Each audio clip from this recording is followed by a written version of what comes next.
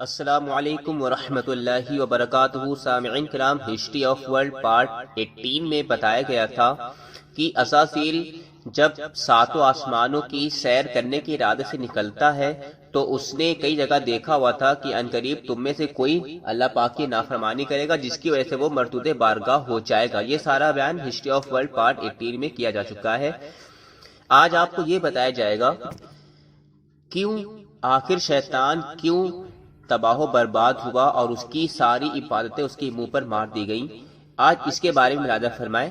جب عزازیل کی دانائی اور اس کا علم اور اس کی نیکوکاری زمین و آسمان میں اچھی طرح آشکار ہو گئی تو اس نے اپنے دل میں یقین کر لیا کہ جو کچھ بھی میرا انتہائی اعزاز ہو رہا ہے در حقیقت میں ایسے ہی اعزاز کے قابل ہوں اور اب زمین و آسمان میں ہی ایک عزت مند ہوں۔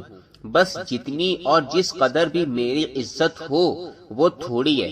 نیز اب اگر اللہ تعالی کسی اور کو ایسا اعزاز دینا چاہے گا تو میں اسے منع کر دوں گا اور یہ اعزاز ہرگز کسی غیر کو نہیں دینے دوں گا۔ نیز عزازیل کو یہ یقین کامل ہو گیا کہ میں حقیقت میں کوئی چیز ہو گیا ہوں اور اب بعد خدا تعالی کے 14 طبق میں مجھ سے زیادہ نہ کوئی عالم ہے اور نہ مجھ سے زیادہ کوئی زاہد ہے اور اگر کوئی ہے بھی تو میں اس کا سردار ہوں۔ اللہ اکبر۔ یعنی سامعین کرام، شیطان یعنی کہ عزازیل کے دل میں غرور پیدا ہو گیا، ہر ایک چیز کا گھمنڈ آ گیا۔ اس نے یہ سوچا کہ اب بعد خدا تعالیٰ کے 14 طبق میں مجھ سے زیادہ نہ کوئی عالم ہے، یعنی کہ 14 طبق میں وہ یہ سوچ رہا کہ مجھ سے زیادہ اب کوئی بڑا عالم ہی نہیں ہے اور نہ مجھ سے زیادہ کوئی زاہد ہے، اور اگر ہے بھی تو میں ان کا سردار ہوں۔ اللہ اکبر۔ سبب لعنت پروردگار یہی ہے، یا اللہ تو عالموں اور درویشیوں کو نہیں بلکہ تمام مومن مسلمانوں کو انانیت اور غرور سے بچا۔ آمین۔ یہ غرور ہی ہے جو انسان کو تباہ و برباد کر دیتا ہے، اس لیے اللہ پاک کی بارگاہ میں دعا ہے کہ وہ ہمیں غرور اور انا جیسے برے فعلوں سے محفوظ فرمائے۔ آمین۔ اب عزازیل کا یہ حال ہے کہ وہ بڑے زور شور سے ہر ایک جگہ خدا کی عبادت کرتا پھرتا ہے اور دل میں اپنی عبادت پر فخر کرتا ہے۔ ایک دن بہت سے فرشتے جمع ہو کر اس کے پاس آئے اور کہا کہ اے مقدس صورت، آج ہمارا گزر لوح محفوظ کی طرف ہوا تھا، وہاں ہم نے دیکھا کہ اس پر یہ لکھا ہوا تھا کہ ایک مقرب درگاہ سوری عنقریب خدا کی لعنت میں گرفتار ہوگا۔ پس اے عزازیل، اس وقت سے ہمیں سخت اندیشہ ہے کہ کون ملعون ہوتا ہے۔ خدا کے لیے آپ دعا فرمائیں کہ ہم میں سے کوئی اس بلا میں گرفتار نہ ہو جائے۔ عزازیل نے تمام واقعہ سن کر کہا کہ تم خاطر جمع رکھو، یہ واقعہ ہم سے اور تم سے کوئی تعلق نہیں رکھتا۔ میں بہت دنوں سے لوح محفوظ کی اس سطر کو دیکھ رہا ہوں، مگر میں نے تو کسی سے بھی اس کا ذکر نہیں کیا۔ جس کے لیے ہوگا ہمیں تمہیں اس سے کیا غرض؟ دیکھیے لا غرضی کی بنا پڑتی ہے۔ تو سامعین کرام دیکھیں، یہاں پہ بھی ایک لا غرضی آ گئی۔ پہلے غرور کی ابتدا ہوئی، پھر لا غرضی کی۔ اچھا آگے چلیے۔ پھر فرشتوں نے کہا نہیں، آپ ہمارے لیے ضرور دعا کیجئے کہ آپ مستجاب الدعوات ہیں۔ چنانچہ عزازیل نے دعا کے لیے ہاتھ آسمان کی طرف اٹھائے اور کہا اللہم آمنہم، یعنی خداوند تو انہیں اس بلا سے معمون رکھ۔ یعنی سامعین کرام، جب فرشتوں نے کہا کہ اے عزازیل آپ ہمارے حق میں دعا فرمائیں کیونکہ آپ مستجاب الدعوات ہیں، آپ کی ہر دعا قبول ہوتی ہے، تو اس نے دعا کے لیے ہاتھ اٹھائے اور آسمان کی طرف ہاتھ اٹھانے کے بعد یہ کہا کہ اللہم آمنہم، یعنی اے خداوند تو ان فرشتوں کو اس بلا سے محفوظ رکھنا۔ یہاں پہ مفسرین لکھتے ہیں کہ اس دعا میں عزازیل نے اپنے آپ کو شامل نہیں کیا، خواہ بھول گیا ہو یا قصدن اپنا نام نہیں لیا، کیونکہ اسے اپنی عبادت پر ناز ہو گیا تھا اور گمراہی کا تصور بھی اس کے دل میں نہیں تھا، دوسروں کے لیے دعا کی اور اپنے لیے دعا نہیں کری۔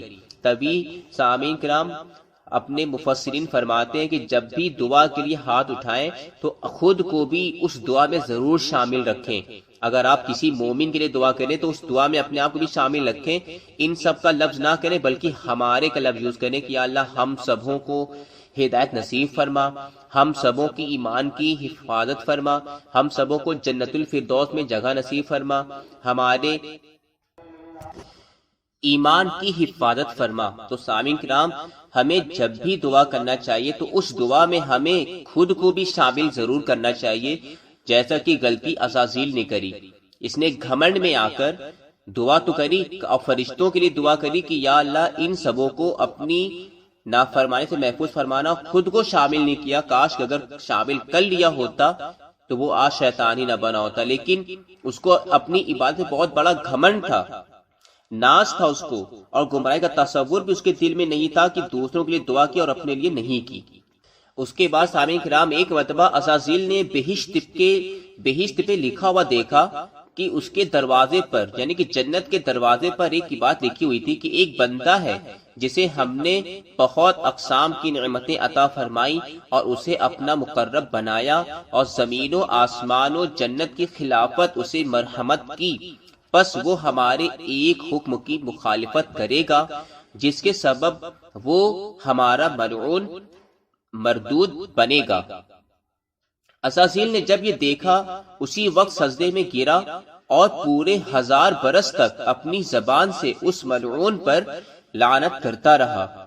دوسری روایتوں میں ہے کہ ایک مرتبہ اس نے لوح محفوظ پر اعوذ باللہ من الشیطان الرجیم جیلی حروف میں لکھی ہوئی دیکھی، جسے دیکھتے ہی حضور خداوندی میں عرض کیا کہ شیطان رجیم کون ہے؟ ارشاد ہوا کہ ایک بندہ ہے جسے ہم نے بہت سی نعمتیں دی ہیں، صرف ایک حکم میں وہ ہماری نافرمانی کرے گا جس کے بدلے اسے ہم ذلیل و خوار کریں گے۔ عزازیل نے عرض کیا کہ حضور اسے مجھے بھی ایک نظر دکھا دیا جائے کہ وہ کون ہے، میں اسے قتل کر ڈالوں۔ ارشاد عالی ہوا کہ عزازیل بلا شک و شبہ عنقریب تم خود اسے دیکھ لو گے۔ یہ سن کر عزازیل نے تمام درود و وظائف موقوف کیے اور اپنی زبان پر صرف یہ وظیفہ جاری کیا، لعن اللہ علی ابلیس، یعنی اللہ ابلیس پر لعنت کرے۔ سامعین کرام اسی زمانے میں آسمان سے حضرت آدم علیہ السلام کا پتلا تیار ہونے کی خبر ملی۔ عزازیل کو جب اس کی خبر ملی کہ ایک ایسا عجیب و غریب قالب تیار کرنے کا پروردگار نے حکم دیا ہے جس کی بناوٹ میں عجیب و غریب چیزیں کام میں لائی جائیں گی، خبر یہ بھی ملی کہ جیسا پتلا تیار ہونے والا ہے نہ ہم نے سنا اور نہ دیکھا، اس کا سر مکہ کی خاک سے تیار ہوگا اور گردن بیت المقدس کی مٹی سے بنے گی، سینہ زمین عدن سے اور پشت اور شکم ہندوستان کی سرزمین سے، ہاتھ مشرق کی خاک سے اور پیر مغرب کی زمین سے تیار ہوں گے، اب باقی گوشت و پوست اور خون وغیرہ تمام جہاں کی مجموعی خاک سے بنیں گے۔ اور عزازیل کو اس بات کی بھی خبر ہوئی کہ اس پتلے میں مٹی کے علاوہ آگ، پانی اور ہوا کو بھی شامل کیا جائے گا، اور اس طرح یہ عجیب و غریب پتلا خود صانع مطلق اپنے ہاتھ سے تیار فرمائے گا۔ اس کے بعد یہ معلوم نہ ہو سکا عزازیل کو کہ اس پتلے سے کیا کام لیا جائے گا۔ سامعین کرام یہ اطلاع عزازیل کے لیے بہت تشویش انگیز تھی۔ اس کو خیال آیا کہ جس بندے کے لیے لوح محفوظ پر پروردگار عالم نے پیشن گوئی کی تھی ہو نہ ہو یہ وہی حضرت ہیں۔ پروردگار عالم اسی پتلے کو اپنی نعمتوں سے مالا مال کرے گا، لیکن پھر عزازیل کو یاد آیا کہ پروردگار عالم کی پیشن گوئی میں یہ بات ہے کہ پہلے اس کو زمین سے آسمان پر پہنچا دیں گے، یہ پتلا تو آسمان پر ہی تیار ہو رہا ہے، پھر یہ کیسے ممکن ہے کہ وہ پیشن گوئی اس کے لیے ہو؟ اس خیال نے